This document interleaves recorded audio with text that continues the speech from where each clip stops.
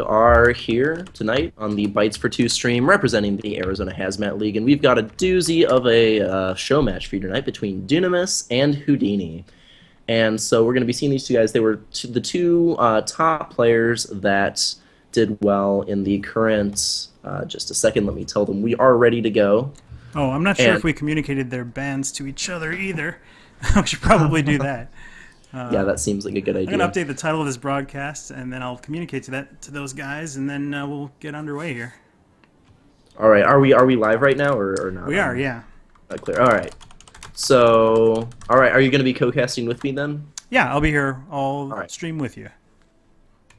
All right, so we are here, and we're going to be doing this. Where it looks like we're just hopping into game one, but these guys are getting ready to play a match. They are the two top players who from the local Tavern Hero tournament, or the local players who were in the Tavern Hero tournament for the summer championships. And oh, it looks like we've got a summoning stone in the deck for Dunamis on this druid versus what looks to be a freeze mage coming out from Houdini. So this is very exciting. Two wild growths in the starting hand and a moonglade portal. Ooh, this is something spicy and new from Dunamis. However, I do actually kind of have some knowledge of Houdini's mindset when making his lineup for tonight, and it actually involved a lot of what we're probably going to see here, which was he wanted to run the freeze mage because he knows that Dunamis tends to enjoy running very, very greedy control decks, and that is exactly what freeze mage likes to play against. So we're getting some emotes back and forth. Do you know in Houdini's freeze mage, is it the freeze mage with Reno that he likes to play, or is it just a standard freeze mage? I think it's standard. We were talking about this earlier. I think he decided that, again, because there's no... since Dunamis doesn't really, run aggressive decks in general, he decided to just run... I think he was going to run a pretty standard freeze mage, with the exception he was going to drop Mirror Entity in exchange for Malagos, because we both have played a lot of Reno freeze mage, and we both like, with the Malagos, you have the one-turn kill option if you get one Emperor tick with Malagos, Frostbolt, Ice Lance. So that's always helpful. Nice. Well, he might have a chance to get to that point, but I have a little bit of knowledge about this the Summoning Stone Druid that Dunamis plays. I actually have the list, and I've been running it for the last few days, and it is really strong, actually. And really? it can really overwhelm the board. I think that Houdini is going to really need to keep that board under control, and then draw into some good freezes to kind of stall the game out at the right point. Yeah, well, right now, unfortunately for Dunamis, he doesn't really have a way to cleanly remove this Acolyte without giving 2 or 3 draws, so he may be forced to burn a Savage Roar right here just to make sure this Acolyte doesn't get too many draws. Although, that also leaves Houdini in the ultimate freeze mage dilemma of, do I draw more or do I not, so that I don't get overdrawn? So it's a little bit of a weird position, but I'm sure he can figure out a way. I don't think he wants to burn a Frost Nova on this sort of a board. He may actually consider polymorphing the Summoning Stone just so it doesn't get too much value. I think that's a good play, to be honest. Summoning Stone really can spiral out of control, especially in a deck that's like this deck where every other card is almost a spell. I mean, but again, against a Druid, I mean, you hate to just use your polymorph on a 0/6. I mean, it doesn't feel good. But yeah, I think that's the play we're going to see. Yep, and so, yeah, Houdini making the pretty good play. I'm not sure what he's coining into. Oh, he's just playing coin just to make sure he doesn't get... Would he have gotten burned? He would have 1, 2, 3, 4, 6, 7. Yeah, he could have... Yeah, since Dunamis would have definitely done that. And, yeah, now he's just going to choose to mulch it. So that was a reasonable draw. We are going to see the Innervate into Moonglade portal. Wait, did Mulch just give him Reno? Oh, Mulch did just give him Reno. Huh, well, that could lead to some interesting things. Oh, and Reno came off the Moonglade portal. There are Renos everywhere. And if the real Doctor Who were watching this, he'd be very happy. The Runic Egg is a pretty good draw, actually, with the Savage Roar. As far as I know, there's not a lot of other activators in the deck other than the Savage Roar. Yeah, he's gonna really Houdini to put this game really under more control. I mean, he's got it under pretty good control right now, just kind of locking down the board. He's got a lot of freeze effects in hand. What he needs now to just completely lock the game down is a Doomsayer, because right now Dunamis is sort of out of cards. And I'm curious, because you said you've been running this, what does this deck do for card draw? Because it seems like that would be sort of a problem. It's got a couple Nourishes. Okay. Yeah, and it also has Fandral that he likes to keep in all of his Druid decks, pretty much. Oh, why wouldn't you want Fandral? He's so good. Yeah, especially if you can, combo them together with those Living Roots. It can honestly. This is one deck that I've almost never run out of cards with. I'm kind of surprised that he's in the position that he is, but I guess he had so many early ramp effects. That's true. That Innervate, not a good draw right now. I think he's considering swiping to face. I don't think that's his best play. However, oh, slight misplay there by Dunamis. I think he probably should have attacked in the sheep just in case that was the rogue, just in case that was the vaporize that you don't see coming.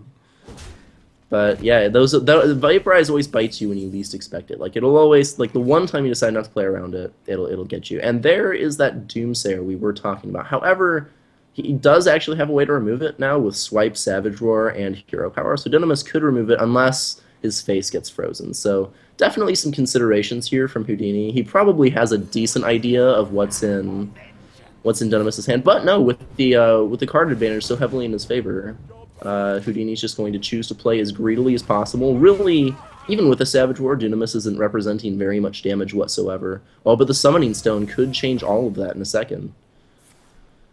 Let's see what the swipe brings. Oh, the Defender of Artists has to be one of the worst options. Not the best 4-drop.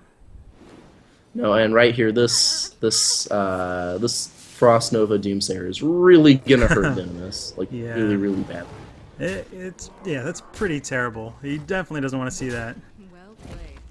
Oh, Yeah, and we do played. see the well played from Houdini. This should just he is running a Reno normally. Okay, so I guess he lied to me. He fed me misinformation. Oh wow. That's okay though. Now he has 2 Renos though. I mean he doesn't need them, but he has the second Reno just in case the first one isn't enough. Although this should just about lock up the game right here. It's going to be really hard for Dunamis to come back unless his next draw is specifically nourished. Actually, if any draw is going to bring him back, Violet Teacher has the potential. But with 2 Renos in hand, that doesn't seem likely. And we're going to see probably the Alex draws that come down this turn. Well, you never know. There's always the Yogg draw. No, that is true. Yogg can always solve issues. I was talking a little saltily before the cast about Yogg and how I'm not a big fan of casting him, but this should be... We've got how much damage do we have in hand here? There's an Ice Lance, 2 Ice Lances, and a Frost Bolt. And yeah, we're just going to concede the concede from Dunamis. So yeah, very, very slow opening from Dunamis. Not a lot of card draw to sustain his early aggression. That Polymorph on the Summoning Stone turned out to be just about what killed Dunamis there. But so we do see game 1 go to Houdini. And Scott, do you have any information on these guys' decks or their bans or whatnot? Well, I mean, just before the game, we did get a ban of the Shaman from Houdini, from Dunamis to Houdini, and then Houdini banned Dunamis's Warrior. So, Okay. it's interesting that Dunamis chose not to ban the Warrior, but I guess he's more afraid of, he plays more control-heavy decks, so he's a little more afraid of like kind of an aggro Shaman that Houdini might have on hand. Yeah, that is true. And here, I think we're going to see Dunamis come out with the turn 4 GG Hunter deck, which the only minions it runs are Barnes and Yasiraj. So your goal is to get Barnes out on turn 4 and get Yasiraj into your own Yasiraj, and then you have a turn 4 10-10 and you just win. However, it is kind of running into the bane of Hunter recently, which is Zoo. Do you think with like a 10-10 on board, I mean that's a pretty solid board, minion to have against Zoo. So is it over at that point? Or, I mean, honestly, there's like a lot of threats still just in the spells that the Hunter has, right? Yeah, there are a lot of threats, though. I think though, that with what Zoo has to offer, with all the, like, kind of chip taunts and power overwhelmings especially to take care of it, I think that, I mean, even against normal mid-range Hunter, this is just such a lopsided matchup. I think that it's going to be even more so of one with this kind of one. Although we do see a lot of secrets here from Dunamis, so that could help delay a little bit. Snipe, not the best. It's probably going to either feed into the front end of a Violet Teacher or a Possessed Villager. But I think, yeah, I don't think we're likely to see anything too value come off it. But especially with these starting hands, unless he top decks Barnes in the next couple turns, I mean that'll give him a chance. But I think Dunamis is just kind of done here. That's fair enough. Already calling the game. It's turn 2. Yeah, Turn I don't 3. know. It looks It looks does a look little pretty bit grim. looks pretty grim, but you never know. If you can make it to turn Because 7, turn 8, double call of the Wild, I mean, who knows what state the board will be in at that point. But That is true. That is the way that Hunter wins this matchup is by getting the turn 7 into turn 8 Call of the Wild, or turn 8 into turn 9 Call of the Wild while not immediately dying. But we are seeing some emotes come out from these players. These guys have played against each other a lot, so they're very familiar with each other. So don't think they don't like each other. It's just for fun between these two guys. But yeah, we are going to see just doing what he can, putting out another snipe. Might get a Defender of Argus here, but I think that Houdini will probably be playing around Explosive Trap at this point in time. So Defender of Argus would save the Possessed Villager, or not the Possessed Villager, rather, the Dark Peddler. Taking out the Defender of Argus, sadly not super impactful. Still did his job. Still did what he needed to do. What you bring him for. And so Animal Companion, a couple turns too late maybe, but he is going to show up. Oh, Getting the Leok, not awful. Probably still preferred the Misha, would but probably be the best. Yeah. still not terrible. Oh, the second Defender of Argus coming out, and that is just absolutely crushing. Yeah, and we are going to see, yeah, not even bothering to trade into the Leok, just pushing damage here. So I do have to say that Houdini is on my Team Hearth League team, in which we're starting our next season next week, and he's the 1 seed and I'm the 2 seed, and so this strong showing to start off is kind of making me feel a little bit of confidence going in for our next season coming up. Yeah, that should fill confidence, and already looking pretty bad, but with the Doomguard in hand for Houdini, that will spell the end of the game, and Houdini will go up to a very quick 2-0. I'm hoping that we don't see a 3-0 here, because that would be a lot of hype for a very very short series. These things But happen. at any rate, yeah, so we do see this. However, I believe Houdini's last deck is Dragon Warrior. So now, if I know anything about Houdini with Warrior, is that he just, I don't know if it's the way he plays it, or it's the RNG he gets, or what it is, but he just has some trouble winning with Warrior Oh, sometimes. Like actually, he'll get reverse swept on Tempo Warrior, but and he also on ladder he'll have some issues even playing with Dragon Warrior, just with kind of bad draws. oh, okay, so you know it's a Dragon Warrior going into it.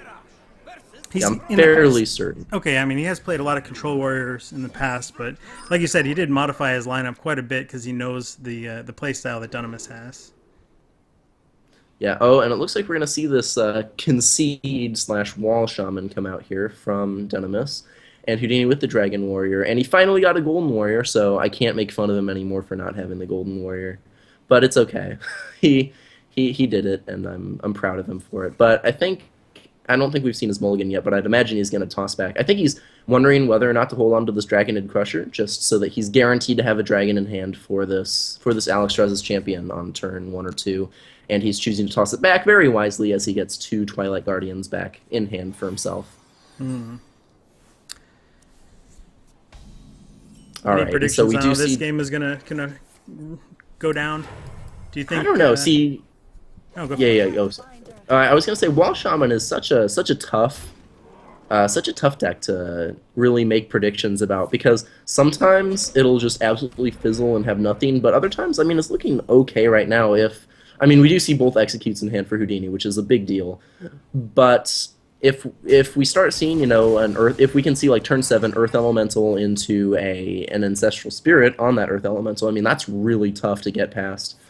And so, yeah, we are just going to see another hero power here from Dunamis in preparation for the turn 4 thing from below, which we will then sadly likely see get slam executed. But that is something that Dunamis would be absolutely fine with, because then he can play the Earth Elemental to be then executed immediately again. But he can't know everything that's going to happen. But he is choosing to hold on to this thing from below, choosing to play a little bit more greedily.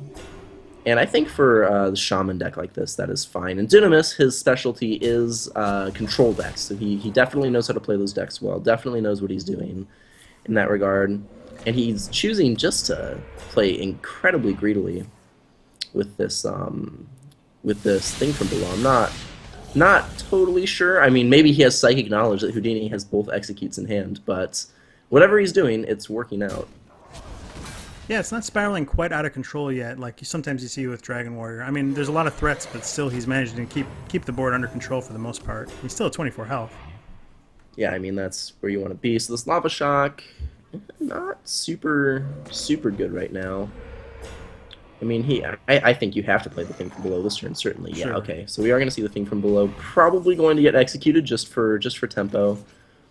maybe we may see the Blood Ichor used to trade to get a really clean execute on that thing from below. I actually, with the other damage he has at his disposal, if he knew that if I think if Houdini didn't have the second execute, he wouldn't use execute here. Honestly, I think he would just use his other damage that he has available to him. But since he does have that second execute, he will use it. And now this is where Dragon Warrior starts to get a little bit gross and starts to push just all sorts of damage. And I think so. If with this healing wave, if Dunamis manages to win this healing wave joust, I think that he's going to be in pretty good shape. And if he can draw an elemental destruction or something in the next few turns, I think that will have a big impact. And N'Zoth will make sure he wins that healing wave. And see, this is one of the reasons why it's so hard to predict games with this wall shaman, because they can just have these really weird things happen where they'll just look like they're certainly going to lose, and then they'll just have a crazy overload turn with a lava shock where they'll survive at like a couple HP, and then just healing wave and play earth elemental, and then give it ancestral healing, and then they'll put a faceless manipulator on it, and then you're just like, as the warrior, just like, how do I win? Yeah, especially if that other execute manages to get used prematurely, or if there's enough of a wall that can be built up in time. I'm really Right. actually Although, am enjoying seeing Houdini play these decks, because it really shows that he's really a well-rounded player, because he's actually known for playing kind of control decks also. Not that Dragon Warrior is super aggressive, but Zoo is fairly standard and pretty aggressive. But it's nice to see a little change, not the control warrior that he normally goes to. yeah, he is a very, very well-rounded player. Generally considered to be one of the probably top five, maybe even top three players locally here in Arizona. So, and we are going to see this hex come out on the Frothing Berserker, which should help delay things a little bit. Although I think we may see an emote from Dunamis come out when he sees the execute come out from the very left of Houdini's hand. Maybe a little bit of salt there, seeing that he had both executes available to him right off the bat, and I think Dunamis is a little bit on the elemental destruction draw to a certain extent here. I think he really is going to be looking for that, because I mean, elemental destruction lava shock here certainly wouldn't win him the game, but it would put him in a much better position than he is in currently, Which is facing elimination. which is facing just losing. So I think we're going to need to see an elemental destruction. Stormcrack, I don't think will be enough. He'll probably have to play out this Manatide Totem. He'll lava shock one of these. He is actually going to survive on 1 HP if this all, unless Houdini top decks some damage, he will be able to survive. And I think, yeah, I was going to say this Manatide Totem has to come out this turn. Like, you just need to be digging for all your worth. N'Zoth won't help much. And, oh, well, this could lead to another damage. One more damage. That actually has a very high chance of leading to at least one more damage. And we are going to see the shapeshift, and that will do it. Wow, and just like that, it's The elements will destroy. 1, 2, and 3. Oh, poor Dunamis goes down. Playing the very greedy control decks, facing a mid-range lineup is not necessarily the position you want to find yourself in. I think that in that game, I think Dunamis held off a little bit too long playing the big minions. I think he should have been just putting those out as soon as possible so that he could curve into other big minions later on, just to kind of, because since he didn't have anything immediately in hand, I think he was trusting too much on his draws in that case. I think he needed to instead focus a little bit more on playing with what he had in his hand. But sometimes that's the way it goes. Yeah, it is, and I feel the pain. I often play control decks, and sometimes I get steamrolled in the same fashion, and it just doesn't feel good. But Yeah. that's the thing I like about Dunamis, is that he always kind of plays little quirky decks. So I mean, they're usually a little bit. I mean, he usually does very well with them, but sometimes this happens. But when it doesn't happen, it's very enjoyable to watch. Just something different. Oh yeah, yeah. Well, he is kind of the local master of the greedy control decks, and so I think, are there any other thoughts you had on that series? Kind of the progression of the games, how they went. No, I really don't have any thoughts. I mean, the freeze mage, went according to plan, as freeze mage does. And really that just was Dunamis not drawing enough cards. He just ran short of cards, and then he just had no threats left to really challenge Houdini. And then Zoo and Dragon Warrior just do what Zoo and Dragon Warrior do. Yeah, well, that is that is what they sometimes do. They just kind of steamroll people, which is why they are tier one, and many other decks are not. In fact, I don't think a tier exists for most of Dunamis's decks that he was running today. But sometimes you just gotta be different, see what happens. Yeah, I appreciate the effort, and because Houdini won, I'll actually be taking his hero portrait, which I made, and making a golden animated version of it. So I'm not sure how long that's going to take me to do, but it'll probably take me a little while. But you can all look forward to seeing a super animated golden Houdini in the future. Well, that is a fitting reward for a very good player. So I wasn't sure if you wanted to do anything else, since that was a very short series. If you wanted to add anything more, or just end the stream here. No, I don't have anything more to add, and I don't have. Yeah, I'm kind of. It's kind of a shame that it was such a short stream. I don't know. Is there anything you wanted to do? No, not particularly. So I guess, well, for those of you who tuned in, thank you for tuning in, and I guess we will say good night now. Yeah, thanks for tuning in, and thanks to the Team Hearth League people who dropped by too. If you have any questions or want to participate in the Arizona Hearthstone scene, I would go to hazmatleague.com. You can also go to hearthstonearizona.com. That'll take you to the same place. And we have local events all the time that contribute to the Hazmat League and give you points towards qualifying for the Hazmat House Cup. That'll be coming up in December. So yeah, check that out. All right, very good. All right, and we'll see you all next time, hopefully at the next Hazmat event. Cheers. Thanks, JB.